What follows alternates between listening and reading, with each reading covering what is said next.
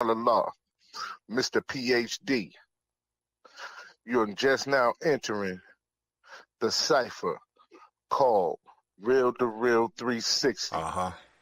K-Wise. Peace, God. Bring that beat in, kid. Indeed. Peace. Yeah. What's going on, party people? Welcome to the Real to Real 360 show. Let's get it in. We do the knowledge and wisdom so you can understand. Real to Real 360 shows in full command. We changing the game for how it all was taught. From bondage to freedom to an independent thought. Yo, the show is here to bring about a change for real. To lighten everyone so we all know the deal. 360 degrees is a fact. We created the show to give our love back to our communities so we can know what's going on and give them the support from knowledge to born. So if you're ready to learn, then it's time to go. Sit back and relax and enjoy your show. Peace. Peace and blessings. Good morning, good afternoon, good evening, wherever you are in your time zone. This is DJ KY, aka KO, the Black Superhero, and I'm chilling right here with my brother in God and co-host Josh Allah, aka Mr. PhD himself. And I just want to say peace to Allah's 5% nation of gods and earths. Peace to all the human families of the planet Earth. And we have a good one for you, but I ain't going to take the shine. I'm just going to let the cheeks flow today. And I'm going to pass it over to the God. Peace, God. Peace, God, peace. I want to say peace to Lord's 5% as well. Also, too, today is a very all our shows are great, but today this is one of my most favorite artists, and I can't say that he's a Southern soul artist or he's a blues artist or anything like that, because like we was just speaking behind the scenes, he is a reality singer. His songs touch you in the heart like nobody else can. And it deals with the working man, the working woman, couples, and things that we go through on a daily basis. And I've been a fan of his for some years now. And I just want to get the opportunity to bring this great man on, the great Mr. OMAR Cunningham. Yes, sir. What's up, fellas? Please, how you doing, Mr. Omar? I'm doing great. How you guys doing? Oh, man, doing fabulous. Glad to have you aboard. Thank you. Like we was discussing behind the scenes, I was talking to my brother Kay about having you on the show for some months now, like how to get in touch with you and everything else to bring you on our platform, because your music is so inspirational and motivating, and it deals with situations that we all go through, on a daily basis. So at this moment in time, if you don't mind, Mr. Omar, could you just give people a brief overview of who Mr. Omar Cunningham is? Well, I'm Omar Cunningham. I'm a writer, an artist, a producer, an engineer, from a little small place in Alabama, but my writing has taken me all over the world. So even though I still live here in Alabama, I've been blessed to go many places. I've been with a few groups back in the day, and I just knew this was what I wanted to do. And I knew I had to continue on with my dream. And here we are. Well, Mr. Cunningham, it's a pleasure. The first song I've ever heard that you made was Check to Check. And I don't know if people really understand, when you going through it and your bills are piling up and your salary ain't matching your lifestyle or what have you, that you're going check to check. Is that was your motivation for the song? Absolutely, that was my motivation for the song. That wasn't the first record that came off that album. The first record that came off was The Hell at the House, but Check to Check has absolutely been a big record for me. And crazy enough, that record came out 19 years ago. Wow. Check to Check and Hell at the House was on my first album, and my first album came out in 2003. Mm-hmm. And Hell in the House, yeah. That song alone has a message behind it. It has a message Absolutely. behind it. Can you speak to why that was your first single off that album? And what was the Well, name of that album, if you don't mind? the reason why my first album was entitled Hell at the House, because that's the only song I had. Um, as I told you back then, I was actually a police officer. And it's funny that you mentioned Sir Charles earlier, but I was actually working security at a club here in Gaston where Sir Charles was performing. Mm-hmm. I did that Hell at the House song, but I was going to give it to the first band that I played in. But I happened to have a copy of that song in my pocket. And Charles was sitting out in his limo. And I went over in between certain people and I said, hey, I said, I'm an artist. You don't mind listening to this when you get a chance. And I never thought he'd listen to it right then. But he did. And his limo driver called me back over. He said, hey, Charles, want to talk to you. So I went back over. He was like, hey, man, this is a really nice song. And I said, well, I appreciate it. So, industry talk, I said, hey, maybe we can do a song together. I never thought we would. But I believe 2 months later, I was sitting in his studio recording 2 other songs for my first album. A song called Baby Don't Leave that Charles wrote, and a song called Half that he did with me as a duet. So it went from that one song to, hey, I've got to build a whole album now. So that's how these other songs came into play. And it's just, like I said, reality stuff, songs that people can relate to. And that's how that whole first project came about. Wow. Like I said, when you talk about Mr. Omar Cunningham, how versatile you are with your music. And a lot of your music deals with relationships, things you go through, stepping out, you know what I'm saying? Being like, you got one song, In Love with a Married Woman, and things like that. So it's not taboo, to hear something that people go through on a daily basis. So is that where you gear your music to, the reality of everyday struggle of the man and woman? Well, it's all reality, and that's all I can talk about is reality. I don't live in a fantasy world, so I said, let me write songs that everybody can relate to. And even if you have not been in that situation yourself, you got a girlfriend or a partner that's been in a situation like that. If you ain't never been broke before in your life, you've heard of some people and maybe, when you were coming up. So I try to write songs that people can relate to, because if people can relate to your music, then they'll want to listen to it more and more. They'll want to buy it. They'll want to come to a show and see you. So I think that's the smartest thing to do. And most of my songs tell stories. And I had to learn at an early stage in my career how to properly write a song. There was a guy named Austin Hall that was in the first band I was in. He taught me how to write a song. He said, it's gotta tell a story. It's gotta have a beginning, a middle, and an ending. You gotta be able to see that video. You gotta be able to see that song. So that's what I do. I tell stories in my songs, and I tell stories that people can relate to. Okay. How was it getting on the stage for the first time and performing your songs and watching how the crowd was involved with you and your music?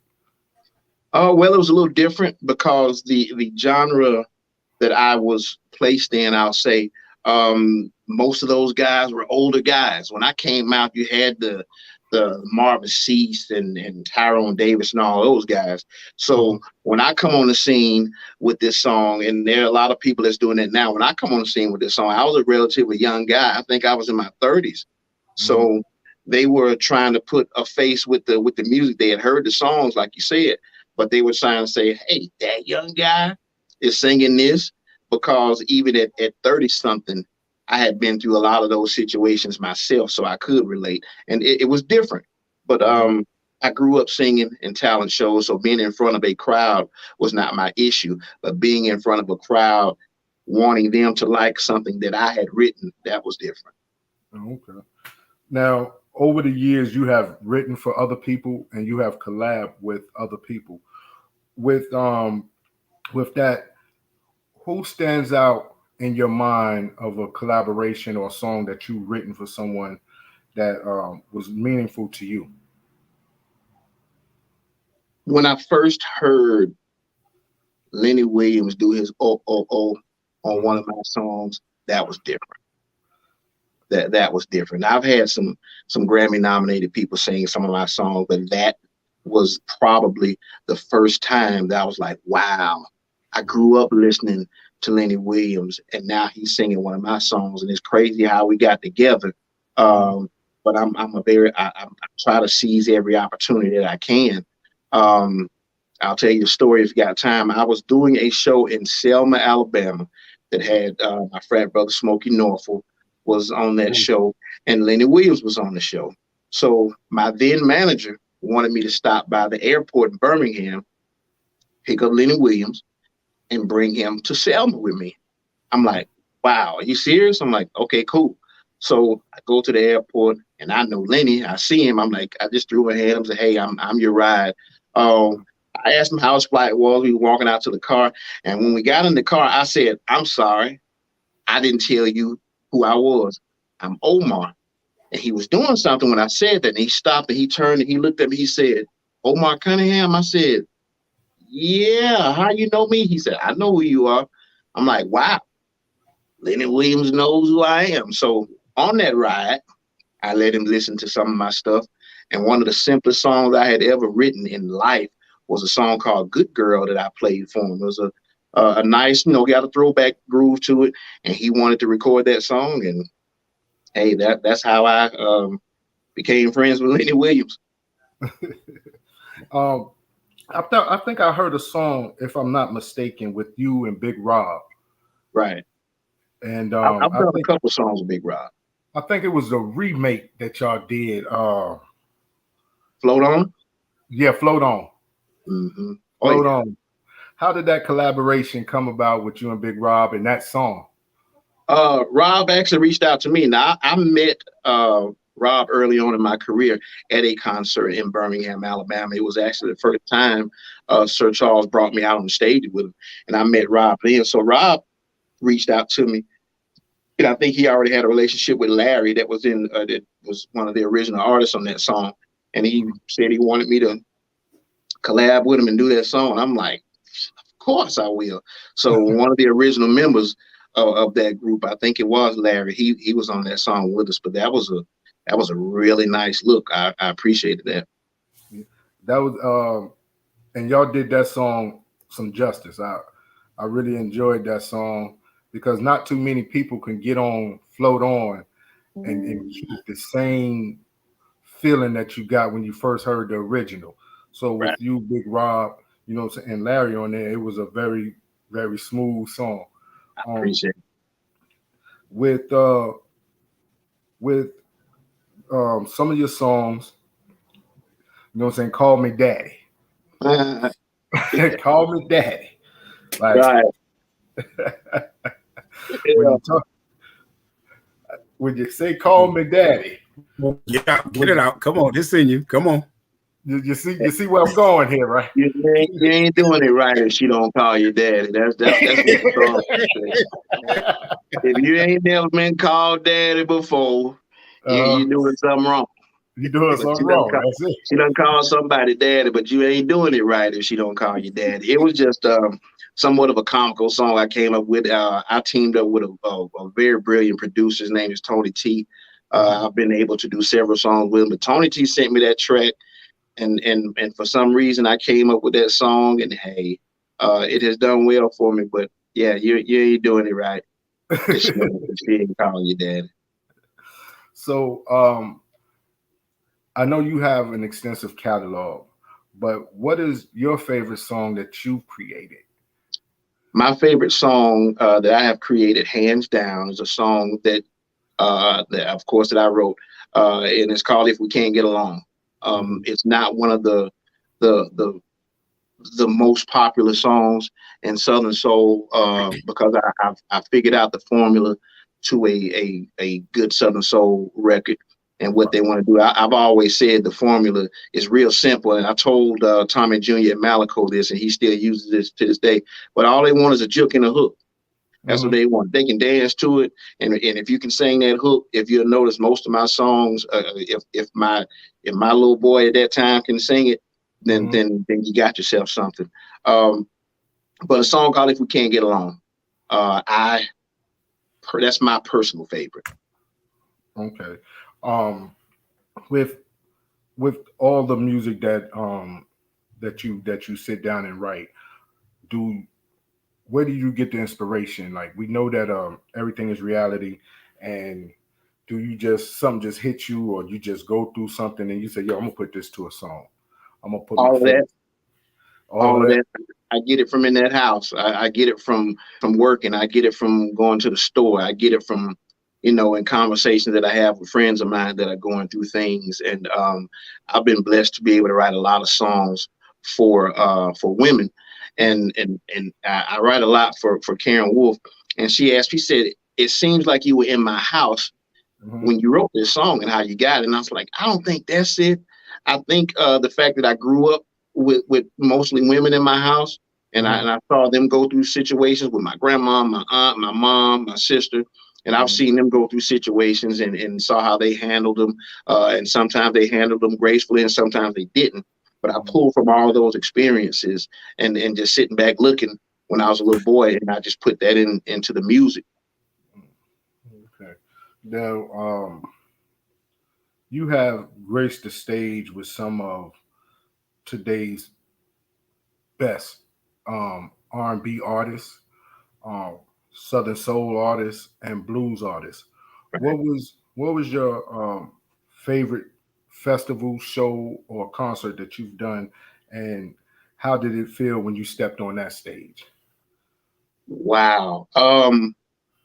I would probably have to say that Air Jamaica Jazz and Blues Festival that I was telling you about earlier, that had everybody on the card had a Grammy except me. I was on the finale night with Alicia Keys and Michael McDonald, myself. I think the day before was Bobby Womack and India Ali. But stepping on that stage in Jamaica with a sea of people out there that knew my music, that was a little crazy. That was different. That was different. My brother has a question for you, and he wanted to ask you something. So Okay, I ain't gonna Mr. monopolize the Cunningham. whole thing. go ahead. Mr. Cunningham. I'm noticing on a few of your pictures and as I'm looking at you right now, and I would like to show our audience, I'm about to ask the question, but I just want them to see, these dynamic photos that we have of you. And on each one of these, there's a Yes, monarch on there that we see. And as we sitting here talking with you now, you got that same monarch up on your brim there. yes. GOAT, GOAT. Now, could you break that down for me and let me know what is that symbolizing for you as the GOAT up on top? It symbolizes for me the greatest songwriter of all times. You can have a whole lot of goats, and you can't Mhm. can't dispute that. But the greatest songwriter of all times. I accept All all right. challenges. Okay, speaking of that, since we're going there, Yes, sir. if now this is a hypothetical, if there was a versus offer for you to go Yes, against somebody in your same category, who would you pick to say you want to go against right now? it'll be Omar versus Omar. Ooh. Now, understand me.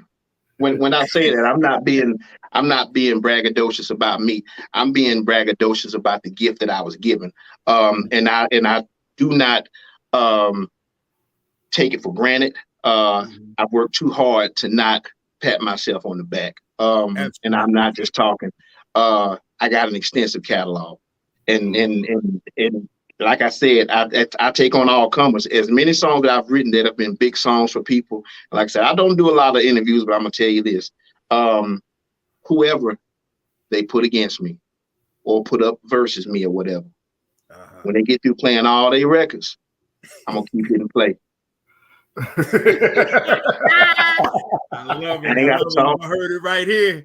Y'all heard Keep it hitting right here play. on Real to Real 360. He said himself, the GOAT versus the GOAT. I love it. I love it. Yeah, the I goat would I versus wouldn't the say it if I didn't mean it. I wouldn't say it if I didn't believe it. I'll tell you that. Absolutely. And and Absolutely. and I've worked too hard at this craft because I learned early on that I had to be more than just a singer. I knew if I was only a singer, I was going to be forever at somebody else's mercy, meaning someone to do a track, someone to come up with these lyrics, someone to give me some studio time. I've been to Atlanta, to Doppler and all those studios and paid.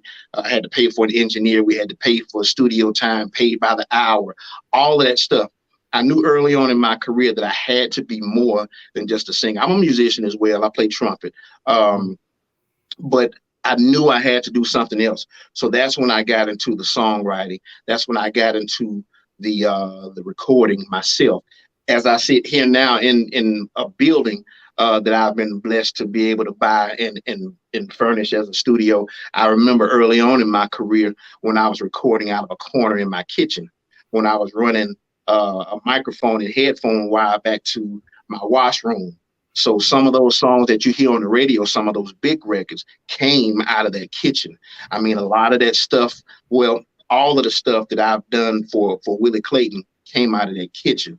The songs that I've written for Karen Wolf, Man Enough, all those things came out of that kitchen. I've recorded a song with Big Rob in that kitchen. I recorded songs with TK Soul and Vic Allen in that kitchen, Floyd Taylor in that kitchen. So I came from very humble beginnings, but like I said, I knew I had to be more than just a singer. So that's when I started trying to hone my craft as far as being a songwriter and being able to the word play, because I used to couldn't rhyme cat with hat. I mean, and that's all I was doing. But in order to be able to get that word out there and make it and twist it to go with this word and make it happen, I had to learn all of that. I had to learn to record myself. I've never been taught. So everything in here that you see behind me, I taught myself how to use and just kept doing it and got better and better. But you got to be more than just a singer. But like I said, I keep hitting play. Omar versus Omar. Absolutely. My last question, I'm gonna turn it back. This is dynamic.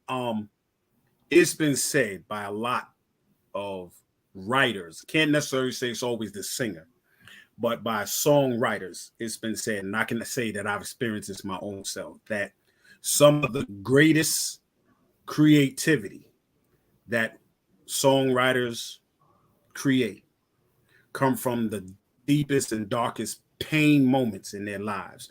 Would you agree with that, or you say you also have another avenue of approach with it?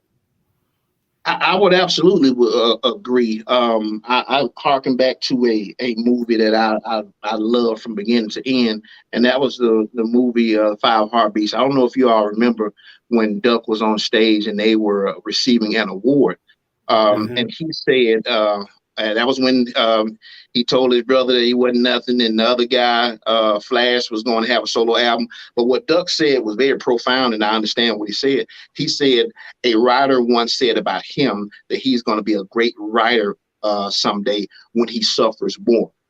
And I'm like, wow, I completely understand that, because if you go back and listen to a lot of my songs, they are heartfelt songs, and you would not believe the messages that I get from people. The song I'm Sorry, or the If We Can't Get Along, or what's the other record? There was one album that I wrote that people were like, hey, is Omar going through something? Well, yes, Omar was going through something. Something's Gotta Give is the song that I'm trying to remember. I write about me. I write about my experiences. I write about experiences of people that are close to me. So what you hear on those records, and I tell people a lot of times, stop listening to my music and start listening to my music. And what I mean by that is, forget that juke and the hook. If you listen to what I'm saying, you're gonna hear some real stuff in there. You're gonna see some. It's my diary. You'll see a lot of pain, a lot of heartache. You'll hear some good stuff in there, because nothing is always bad. But I try to write music that will stand the test of time. I don't do bad music. I do music that you can listen to 19 years later, like Hell at the House and Check the Check, because you will forever know somebody that's catching hell at the house. It ain't gonna always be good. And you're gonna have a time in your life maybe where you're not living quite as comfortably as you want to. So those songs stand the test of time. The Baby Don't Leave, All of that stuff was 19 years ago, Mm-hmm. and it still can apply to every situation today. Right. And that's why I feel like I can relate to a lot of the songs that you play and that you sing and you write. And we've had some Southern Soul artists on our show. I can't call them Southern Soul because you can't put them in a box either. Exactly. Which is Miss Pat and It's Karma and Right. and Ice Doll and some of them, and they spoke about working with you, and anybody that we ever talk to always speak highly of Mr. Omar Cunningham and your professionalism and how you're not going to work in nobody else's studio but yours. They're pretty much correct, because I know what I can do here, and I can probably I feel comfortable here. And if you want the best offering that I have for you, I would ask that they come here. It's very few songs that I send out and don't require them to come here. I did not require Shirley Brown to come here, although I've written for her. I did not. Lenny did his, I think, in California, but I would much rather record here because I'm comfortable here. I can get what I want to get out of my studio. But the thing about that is, like I said, I do every single thing myself. I write. I just don't do the tracks myself. But as far as the studio and the production of it, I'm sitting here at this board myself. I'm doing background myself. I'm engineering myself. I'm producing myself. So it's easier to do that at your own spot. Okay. So I've got two coming this weekend. I've got two art. I got one coming from. I think I've got one coming from Monroe Saturday, and I've got one coming from Baton Rouge Sunday. So it never stops. Okay. So just press play. When did you get the ear for music like you have? You know, the track itself. How do you pick the track that you want to sing on or you want to write to? It's got to move me. It's got to move me. It's got to have something about it that speaks to me. Some tracks I get a lot of tracks from people. They send them to me, and I collaborate with so many different people, different producers, great producers. So they may send me something, and if I hear something when I first hear it, I gotta go and put it down somewhere. I'll forget a melody or whatever. I may not hear something that first time. I may come back with a fresh ear a month later, pull those same tracks back up, and like, I know what I want to put to that. And it's just a feeling. It's got to move me in some kind of way. Okay. Well, Mr. Omar, right now, DJ K Wise is setting up to play one of your songs. Okay. And we trying to get it, because this is one of my favorite songs now. Okay. And I'm not and when this song came out, I was going through that same situation when this song came out. And is I Can Catch Hell at the House. That song was so relatable for me at that moment in time, because I was out there. I ain't gonna tell no lie. I was out there. I was out there. You got to be out there. Just if it ain't going right at the house, you just. But I was out there, and I thought I was leaving the house to get a peace of mind, and I was catching hell out there. Yeah, it turned out that way. It can turn out that way. I did. Everybody knows, and I've told people this. I don't care who you're messing with, and I don't care what they say. Every number two really want to be number one. Always. And they can give you hell today and trying to get that spot or trying to act like number one. So just stay with number one. That's it. That's the major thing. Like, you go through hell in the house, and it's all about the communication. Right. It's all about the communication. Oh, man.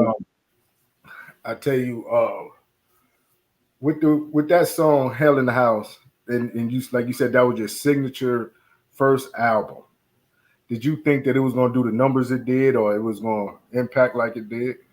No, absolutely not. My first manager, who I credit starting my career out with, her name was Tanya Merritt. My first interaction with her, we were probably cursing each other out. And she was a promoter at a show at this same club that I'm talking about. And she and I got into it, but later on, and it's crazy that you talked about Sir Charles. I've been a fan of his forever. She did another show, and I heard her and this guy talking about somebody trying to call. I heard her and this guy talking about writing, and they were talking about Sir Charles. And I told him, I said, "Hey, I'm a writer." And the guy said, "Oh, really?" He said, "Are you a better writer than Sir Charles?" He said, "Do you write as good as Sir Charles?" And I boldly said, "I write better than Charles." Because I was just messing with her. So I gave her a copy of that first song, and she played me off. But on her way to Birmingham late that night, she called me back and said, "Hey, I think you got you something here." So I never thought it was going to take me to Jamaica. And I never thought I'd be sitting there taking pictures with Michael McDonald and being starstruck when I saw Melba Moore walk in the media tent. Never thought I would ever see a Billboard magazine or have my songs played on the radio. But I was blessed to be able to do that. But from where I'm from, no, I did not see it doing those numbers. But when I heard I was in Billboard, I'm like, are you serious? I don't know where I had to go, how far and wide I had to go to get a Billboard magazine. But I'm looking through there, and I still got them on. I'm like, wow, that's my name right there, and that's my song. And then I recorded "Hell at the House" in a bathroom in Atlanta, Georgia, and recorded "Check the Check" in a closet in Atlanta, Georgia. That was before I was recording myself. But hey, it's not where you record, it's how you record. But never in my wildest dreams. I have a lot of family in a small town in Mississippi called Kilmichael, and we lived there. My mother is from the rural part called Lodi, so I got a lot of my family members that is watching as we are on the show right now, and I know they couldn't believe it themselves that we have Mr. Omar Cunningham, because everybody is listening to Omar Cunningham on them trail rides and on them barbecues and the little hole in the walls, down there. That's it. Because I don't know nothing about them BYOBs. We go into them juke joints, and that's what it is. Oh yeah, oh yeah, oh yeah. Mr. Cunningham. Yes, sir. I got one question before we cue in "Hell at the House." So, out of the majority of the songs that you said you wrote, and I remember you saying some of the ones didn't make it, but you felt that some of those was some of your best works. If you go back, what would you think was the reason why, where you felt it should have been better, but didn't, let's say, make it to the expectation of what you thought? Why you think that? It's just the audience. It's just who you're playing to. Like I said, in Southern Soul, it's a juke and a hook. I didn't even know what Southern Soul was. I hadn't even heard of Willie Clayton until Charles spoke his name to me. It's just where you are. And like I said, I just do music. And the people in Southern Soul, they listen to my Southern Soul stuff. People who dig R&B, they listen to my R&B stuff. People that dig gospel, they listen to my gospel stuff. I've written some country things, country songs for several different artists. So I'm like, I'm not one dimensional. Right. So just because Southern Soul didn't gravitate toward that song didn't mean they didn't like it. They were looking for something else at that time, and they like a juke and a hook. But I get a lot of people, if you just sit down and just listen to it, they'll listen to those songs and see how deep they go and see how much they can relate to those songs as well. Like I said, if you can't make your listeners relate, they won't. You got to talk to everybody without talking to anybody. You got to be so general that it's specific. And that's just how I write. And, it's like gumbo. My albums got a little bit of everything in it. So just like something. I don't care what you like, just like something. I'll tell you what. I like this song that we finna play right now. Hey.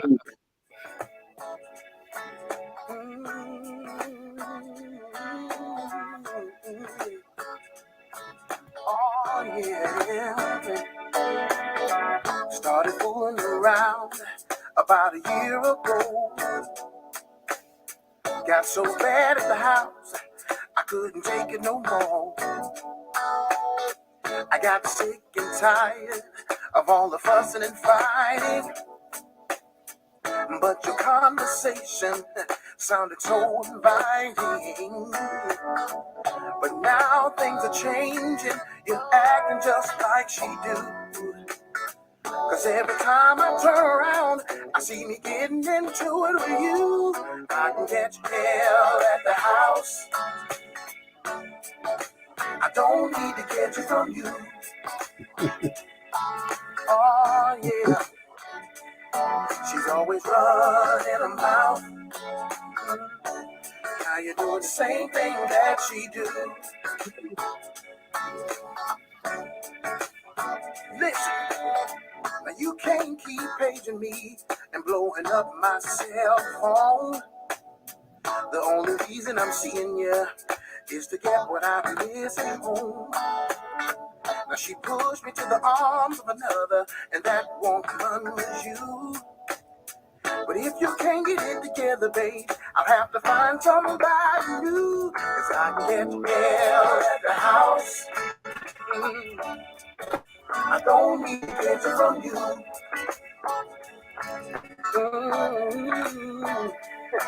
She's always running her mouth, always talking. Now you're doing the same thing that she do.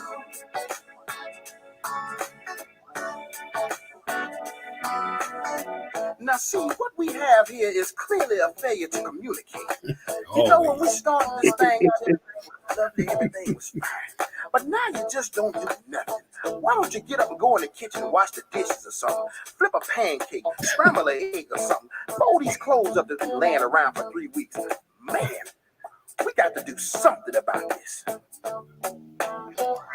now things are changing. You're acting just like she do. Just like she do. Cause every time I turn around, I see me getting into it with you. Whoa, at the house. I don't need to get you from you. Oh yeah. She's always Man. That right there. I got a drink to that one. Hold on. Get you something to drink, brother. Get you something to drink. Yes, sir. Yes, sir. Yes, sir. Got to get that brown when you listen to that right there. I don't drink, but it make me want to sometimes. I don't need to catch it from you, Mr. Cunningham. Let me, a lot of people, I've seen artists behind the stages and front stages, but let me ask you this. What has been one of your most spoof moment while you performing or getting ready to perform that happened that you was like, man, did that just really happen to me? Hey man, I fell over a speaker one time, so I mean, it is what it is. I think I was in Tuscaloosa, and I was doing a song, all the stuff from my first album. There was a young lady that was on my first album named Jennifer Robin that did a song with me called "What Makes a Man." And I remember on the stage with her, and I was backing up trying to do my little two-step and fell over that doggone monitor. And I think my security guy caught me, but it was a little embarrassing. But hey, I've seen people do worse. So that was it. Now, with your writing, and we starting to get a lot of comments about how much they love your music during the show right now, Mr. Cunningham. You have a lot of fans worldwide, and but with your writing, I know that you're working on something now for yourself. Well, I'm always working. Always working. And I tell people, you hear me on the radio when you don't hear me on the radio. And I think I coined the phrase. I talk about mailbox money a lot. If you do your paperwork right, and if you are more involved in your songs, then you don't have to be on stage to get a check. A a lot of that can come from your publishing and streaming and things of that nature. So I've probably written more songs for other people than I have for myself.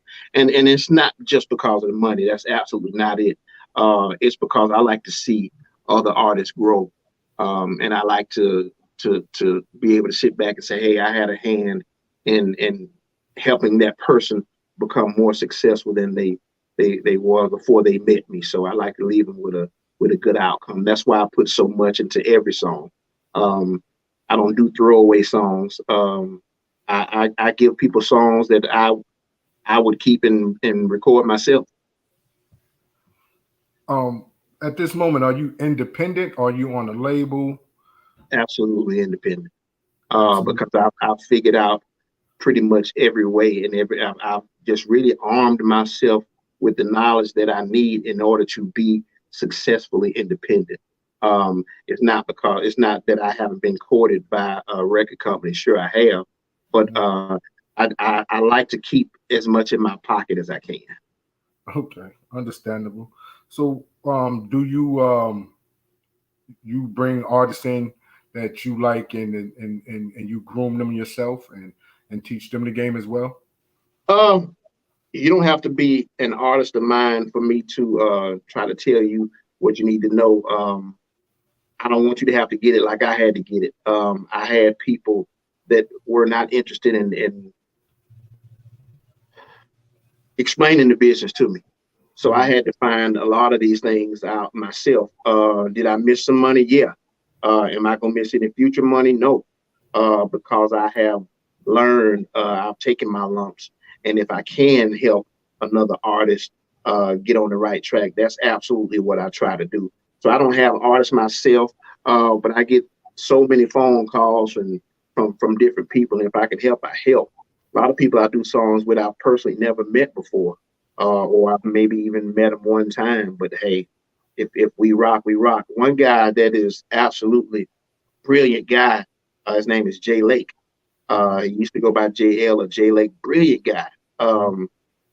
He's an R&B guy. I've never met him, but we do several songs together. Several songs. Now, you have a collaboration with Calvin Richardson. How did that come about? Calvin is my friend. Calvin is my brother. We talk about more than A flats and B flats. I mean, we are friends for real. I can call him. He calls me. I met Calvin probably, I don't know, 15 or 16 years ago. And we just became friends. Like I said, I've helped him with some of his things. He'll let me listen. Hey man, what this sound like? And I'll certainly bounce things back and forth with him. And I've done a few songs with him. And he came here and recorded them right here in this studio. Okay. I know that you're in a frat. Right. I watch you're with the Noops. Hey man, I tell people I'm not a Noop, I'm the Noop. You the Noop? How many? Yeah, come out the side to the day I die, man. How many of your brothers have you collabed with that's inside your fraternity with you? Wow.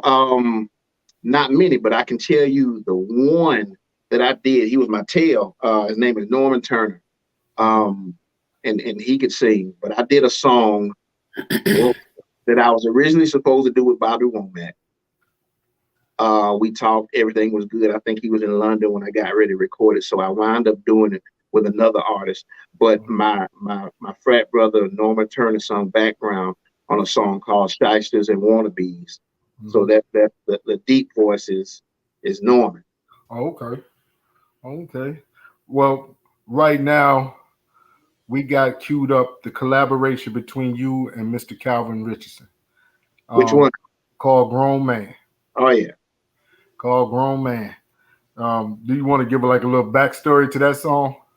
Oh no, it was just a song that I came up with. I asked Calvin if he would jump on it with me. He said sure.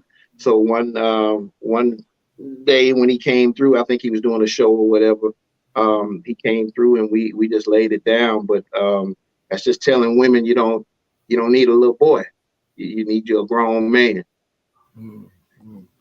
So, Kay, when you're ready, brother, bring that grown man in. Hold on tight. I was just listening to that song just a few minutes ago. Okay, well, right now, then we just go to something else. During the pandemic, was you just locked and loaded in the studio? And pretty much, a lot of that was the pandemic was fruitful for me as far as writing, because that's pretty much all I could do. And like I said, I've been super blessed to have a studio in my yard. I used to, like I said, it used to be in the house, but I've got it right in my yard. So if I get up at 2 o'clock in the morning and feel something, I don't have to wait and book studio time or anything like that. I can come right out here and do it. And I do it all the time, all the time. I've got everything in here that I need. If I needed to stay out here all day, I've got the internet, I've got cable, refrigerator, microwave, the whole nine, air, heat. So I stay in this studio quite a bit. So how has the music business changed from the point in time when you got in with your demos and stuff like that to it going straight to streaming? How has that affected you, or how that have helped you? Me personally, it's been great. And if you know how to do it, it will be great for those people as well. You just got to learn what to do, learn how to do it. It has become so easy to put out music these days. So with the streaming platforms and things of that nature, like TuneCore and CD Baby and DistroKid, all those different things, it's not hard to put out music and get it to the masses. Now, do you feel like it's bringing better quality of artists out, whereas they're not being held back by the major labels, or you feel like that some of it is becoming saturated when it comes down to musicianship? I'm just gonna say this: there are a lot of Southern soul artists right now. Right. A lot. Mm-hmm. Everybody, doing their thing. Everybody taking their shot. Nothing wrong with that. It's a little different. I got Highway Heavy trying to tap in. It's a little different these days. It's easier to call yourself an artist these days, and that's cool. But you still have to find the audience and entertain that audience. And hey, I wish all of them the best. Learn the business. Mm-hmm. That's all I'm saying. Learn the business. So whatever you make, you'll be able to keep the majority of it and not have someone else take it away from you. Right. So, do you have any like tour dates where people can get out there and see Mr. Omar Cunningham and get that Omar Cunningham experience? Sure. If they go to my website, omarcunningham.com, that's www.omarcunningham.com. It has all my tour dates on there, or well, most of them. But lately I've been up toward the Virginia area, North Carolina, South Carolina. I think I've got a few Alabama dates.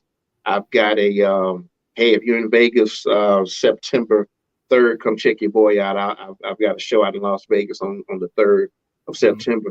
So it's not just a regional thing for me. I've been places I've never thought about being, but they enjoy this kind of music, and they know me, and they bring me there. I've been to Waterloo, Iowa, and I asked the guy, and I'm like, hey, they listen to this kind of music in Waterloo, Iowa? He said, yes. I said, they know me in Waterloo, Iowa? He said, yes. So I'll go, and I'm just glad that people are able to hear this music and appreciate this music, because we really do put a lot of time and blood, sweat, and tears into this music. And I'm just happy that they are receptive of what I have to offer. Now, people don't realize you're more than just an entertainer. You're more than just an artist. You're more than just a Grammy Award winner. You're more than just a music producer. You're actually a lawyer. Yeah, and I haven't won a Grammy yet, but I see that in my near future.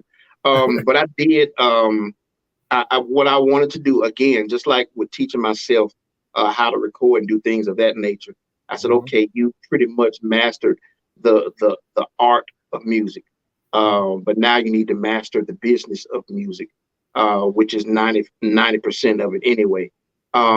So in between me still working and doing music, I did stop for 3 and well, I didn't stop. I did go to law school. I started in 2012. I graduated in 2016. I don't practice, but I wanted to do that so I can know what I needed to know as far as the legal part of music. And as I said, I went every single day, and I passed every single class. So I know it. And that was, like I said, for me, I needed to know everything I could about music. I even got into the visual part of making videos and things of that nature. So I wanted to be as knowledgeable about everything as I could. Now in law school, they teach you everything. You can't go in there and say, hey, I want to go to entertainment law school. I mean, you got to do wills and trusts and estates and property and all of that stuff. But you do get what you need as far as contracts and things of that nature, and knowing what words to look for that means this, it means that. So that was one of the things I thought I should do as far as music, learning how to write my own contract, learning what this word means and what that word means. And even if I didn't write my own contract, learning to interpret the contract of a promoter that may send one to me, or a contract where we're splitting percentages as far as songs or whatever. So I thought that was very helpful. That's very helpful. But also, too, I'd be remiss if I didn't tell all the followers and listeners that if they want to see or book Mr. Omar Cunningham, for them to call Miss Kim Coles at 318-317-5405. Again, say that number again. 318-317-5405. And you will be able to get in touch with Miss Kim Coles, and she will negotiate the deals for you to have the Omar Cunningham experience. Absolutely. And trust me, it's an experience that you're not going to want to miss. Absolutely. So, and I'm going to say this. Yes, sir. Speaking with Miss Coles for the last 2 weeks and going back and forth with her, she's very knowledgeable, and she has a lot of love for you as an individual, not just as an artist. And it seemed like from speaking with her about you, it's more of a family feel. Is that right. The way that you take that, the relationship you have with her? Yeah, well, I mean, we fuss and cuss like brother and sister. But as I said earlier, some people are in your life for a season, and some people are in your life for a reason. And I absolutely believe that Kim is in my life for a reason. You got to have somebody like her. You need somebody going to bat for you, and you need somebody that believes in your dream as much as you do. Right. And that's what I think Kim does with me. I mean, you got to believe it, or she wouldn't work as hard as she does to do what she do. And I appreciate it, but I think she's in my life for a reason. Okay. At this moment, Kay is ready to bring that song in with Mr. Calvin Richardson and Mr. Omar Cunningham, called Grown Man. Calvin, talk to us. Yo, what's up? What can we do for you? I'm having problems with my man. How old is this man? He kind of young, but he just ain't doing it right. Oh, man. Omar, she got problems. Let me talk to the first, Calvin. You say you're having problems with the man in your life. He's too busy running the streets, and he don't treat you right. He keeps bringing a knife to. Lord have mercy. Yes, He sir. keeps bringing a knife to a gunfight. To a gunfight. You need a grown man.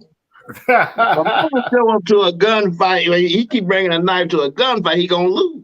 He got. I tell you like this here. Hold on. That right there is enough for them to understand. You can't step in a grown man's shoes. Now, you can't feel him. You can't feel a grown man's shoes. And that song right there, but it's streaming on all streaming services. Absolutely.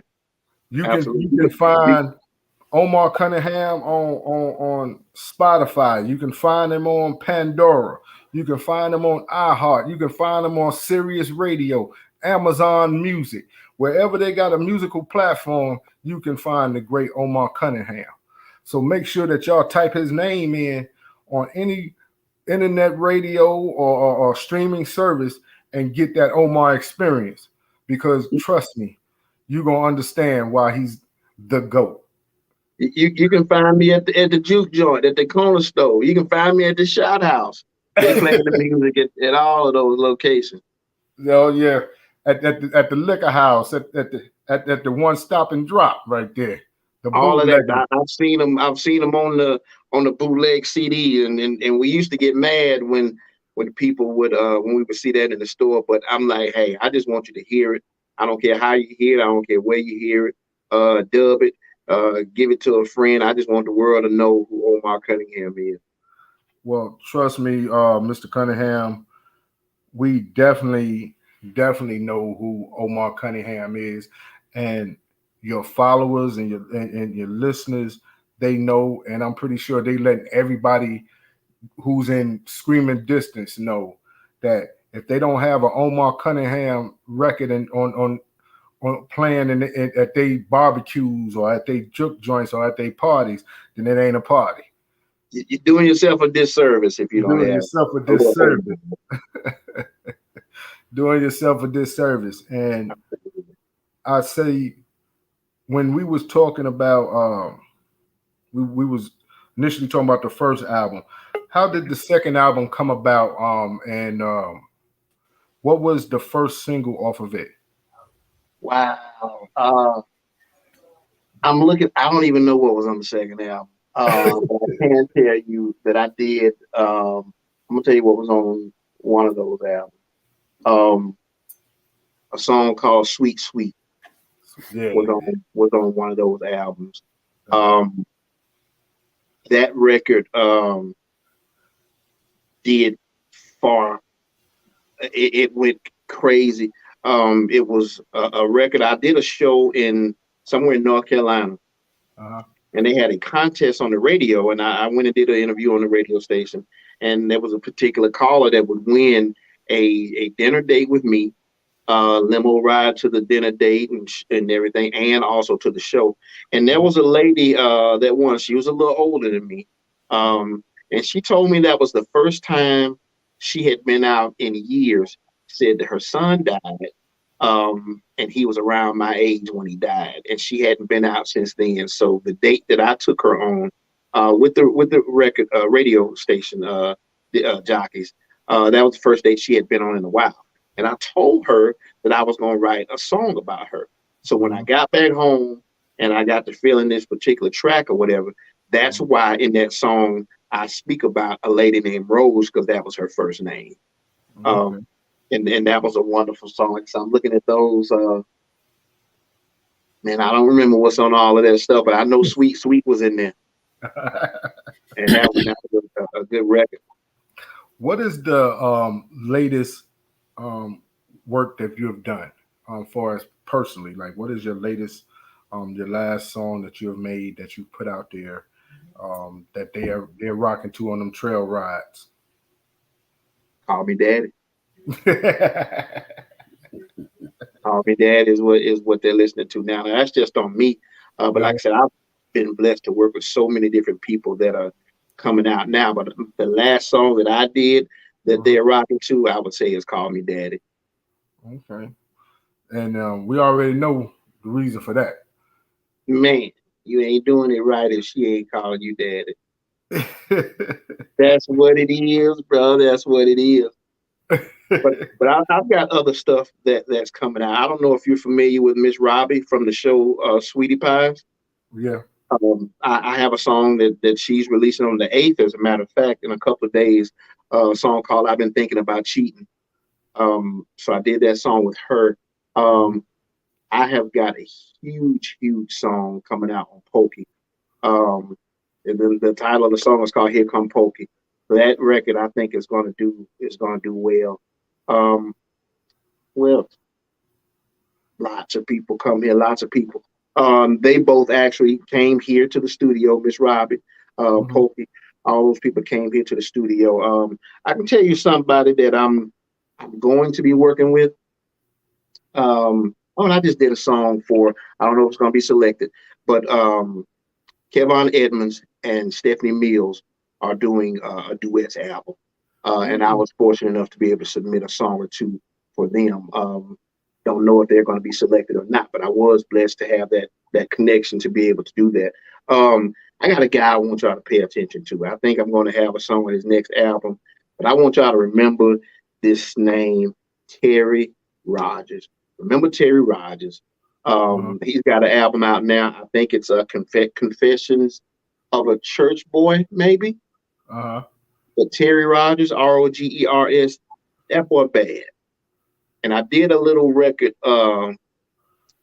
called This Hennessy that I think he's gonna do. But y'all watch for Terry. He's a bad boy coming out here. He's from a gospel background, but he sang from the soul, and that's what's most important.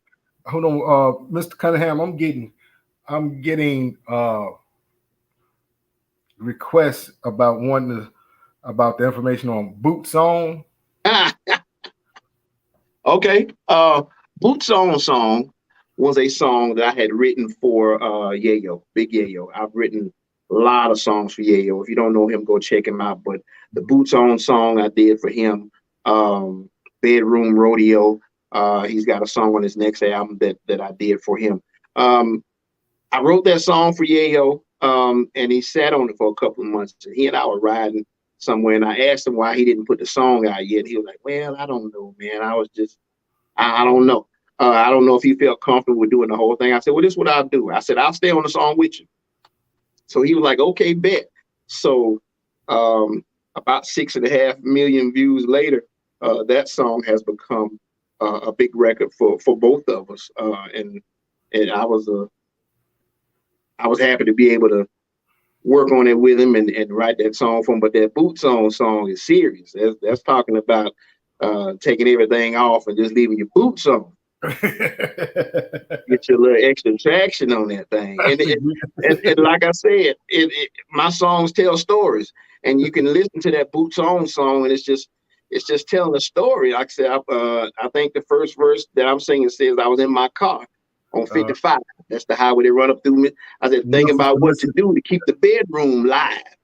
Now, we ain't got no problems. We got love on lock. But I've been doing some thinking outside the box. So I bought you these boots, baby. They go good with that denim.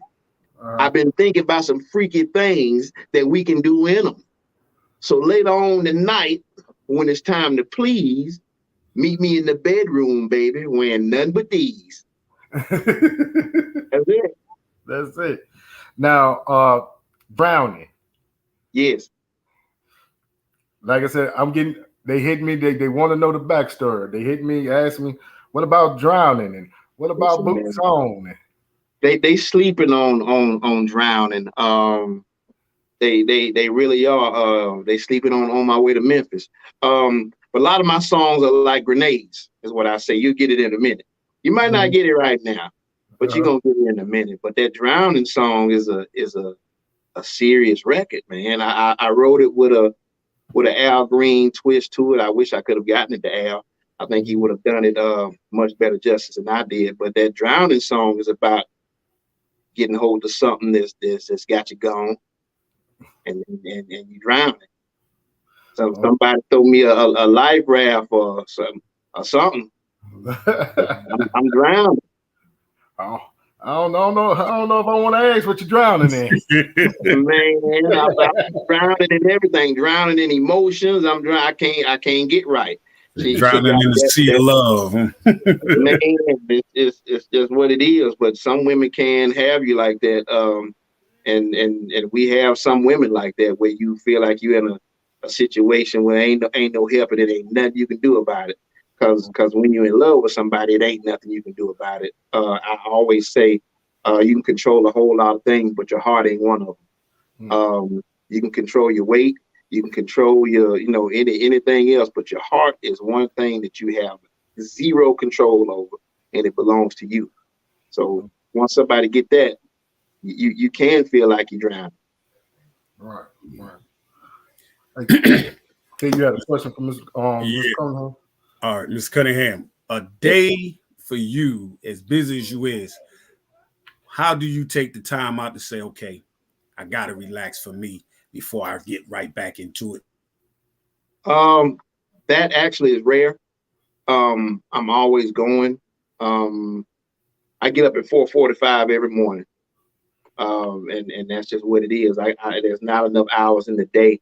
My phone never goes off. My phone never stops ringing, and that's good. I mean, when your phone stops ringing is when you got problems. So I'm busy all the time. It's rare that I get to enjoy a whole lot of things. You got to take a little time to enjoy. But right now, I'm in grind mode, and I've been in grind mode for years. I'm a hustler in every sense of the word. I make as much legal money as I can. I don't do anything crazy, but if it's gonna make me $1 for this business venture or that business venture, I'm gonna do it. Like I said, I've got a car I bought 7-8 months ago, and I've only put 1,700 miles on it because I just don't have time to drive it because I'm always working.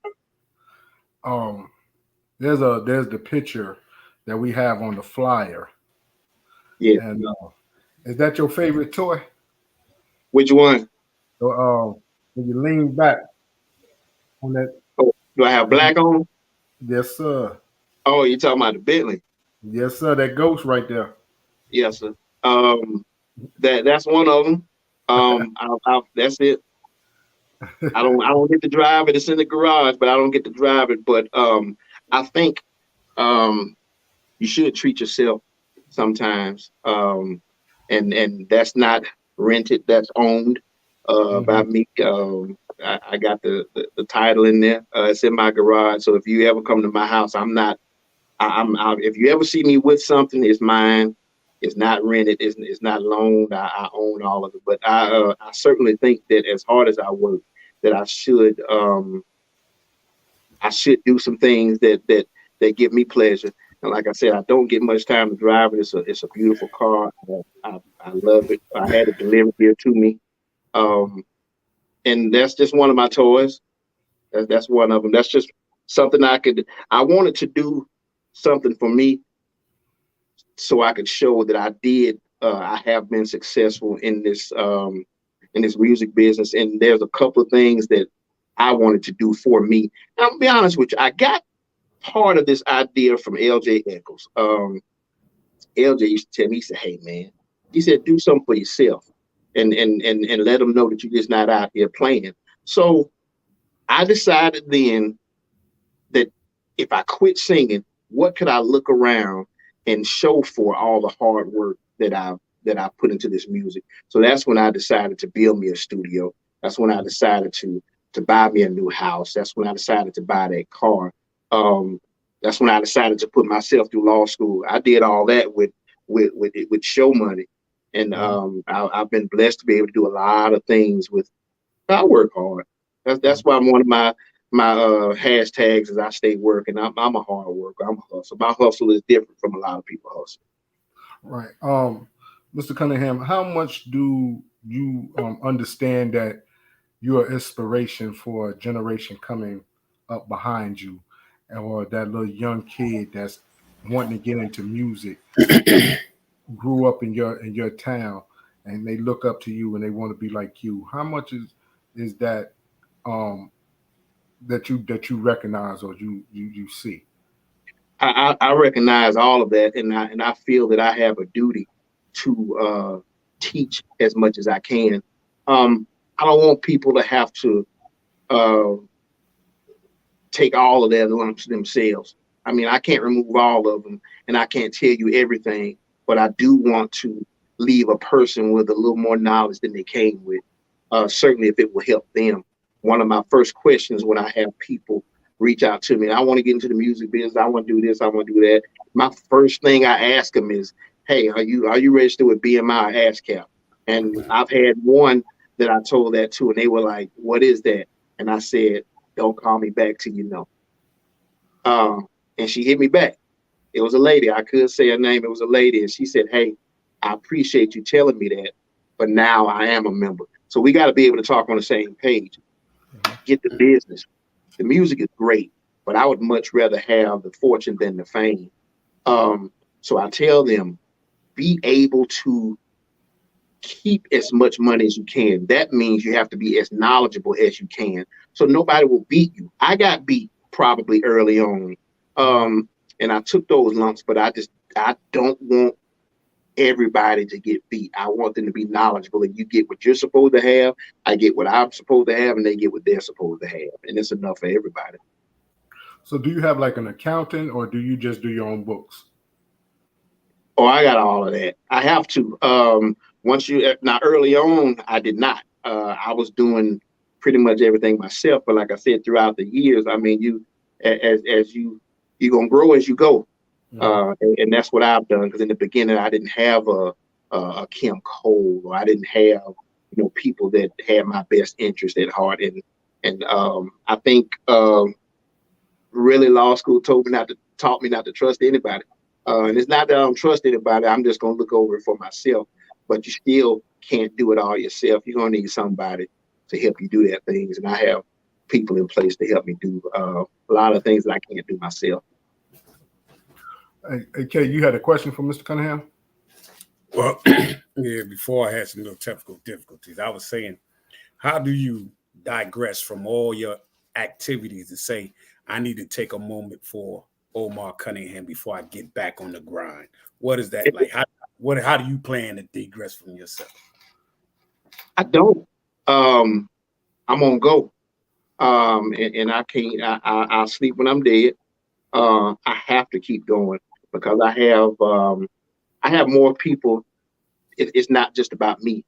I've got people that are depending on me. And that's why I go. That's why I grind. I was telling him I get up at 4:45 every morning. Even on the weekends, I get up that early to try to figure out what I'm going to do. And my daughter said one time, well, I'm going to tell you what my son said. I told him, he was watching. He said, Daddy, he said, why don't you just do nothing? And he was in the house in his room watching television. And I said, I can't do nothing, son. I said, and I was outside working on something. I said, if I don't do this, you can't do that. And he didn't understand that because he was probably 19 then. He hadn't even gone up to college yet. He said, what do you mean? I said, if I don't do what I'm doing, you can't sit in the house with the air on watching TV in your own room with your feet propped up without a care in the world. If I don't do what I'm doing, you can't do that. So I have to make that possible for him. So I don't rest. It's rare. I slip in a little relaxation every now and then, but I'm on go, man. That's all I know. I'm a hustler. I know we went over a little bit of the time, and it's because, like I said, this has been an interview that I've been anticipating, I've been wanting, I've been talking about for about 4 months. And Mr. Omar, I just want to thank you for coming on and being a part of Real to Real 360. And it'd be remiss if I didn't shout out Miss Kim Coles and how hard she works behind the scene, trying to make sure that not only are you handled properly, but people are going to take care. She's going to take care of your business side for you because she knows she full throttle. And with that, we're talking now behind the scenes. Right. You know what I'm saying?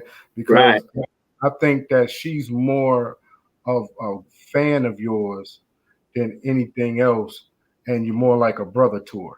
So shout out to Miss Kim Coles, and Absolutely. I appreciate everything that she's done to connect us together, and I look forward to doing future ventures with you. Sure. I appreciate Kim. Like I said, I mean, she does a lot for me. She works really hard. Like I said, we may curse each other out today, but we still gonna be good tomorrow, because we like family, and that's just how it is. I told you she's in my life for a reason, not a season. And I wanna also too say again, if you want a book Mr. Omar Cunningham, and get that Omar Cunningham experience, please dial 318-317-5405. Again, it is 318-317-5405, and you will be able to talk to Miss Kim Coles, and y'all will be able to negotiate to have the GOAT come and give you the experience of a lifetime. And on that note, Mr. K. Wise, my brother, take us up out of here, Lord. All right. It's been a fantastic interview, and I just want to acknowledge the GOAT in the building, ladies and gentlemen. The unconquerable Omar Cunningham has graced us and given us a beautiful interview. Can't say nothing less.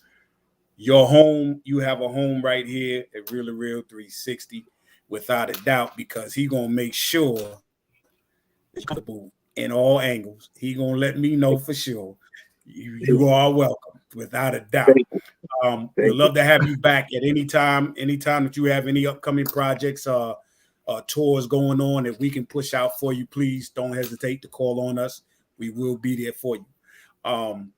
If you don't mind, just stay. We got about maybe 5 more minutes on the after show, and we're going to get off here.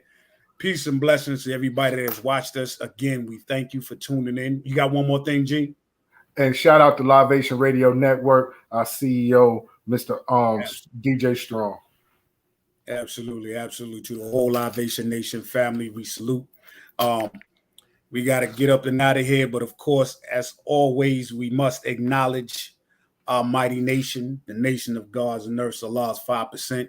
Peace and always to the great ones before us and those who are there now and those who are up and coming, and that is the babies, because the babies are the greatest. I'm DJ KY Allah, aka Kato, the Black Superhero, and along with my co-host, Josh Shamel Allah, Mr. PhD himself, and we render y'all love, peace, and happiness. And we are Audi 5000.